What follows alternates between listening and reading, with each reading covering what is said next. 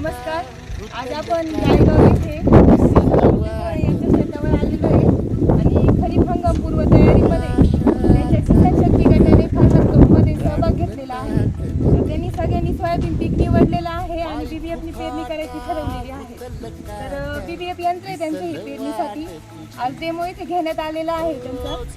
आणि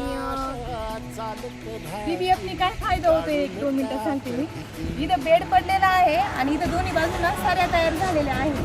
ह्यावरती परिस्थिती शक्यता सांगितलेली आहे, म्हणजे पावसाचा खंड पडू शकतो. अशा परिस्थितीत जे काही पाणी होणार आहे ते बेडमध्ये जे संरक्षित पाणी आहे ते पिकाला त्या काळी उपलब्ध राहणार आहे. आणि जास्तीचा पाऊस झाला तरी दोन्ही बाजूला ज्या साऱ्या आहेत त्याने ते पाणी निचरा होऊन जाणार आहे. असं दोन्ही प्रकारे त्या BBFचा फायदा होणार आहे.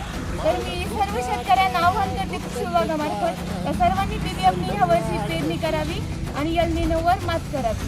थँक्यू. आशा चालत राहतो काढून टाक भीती.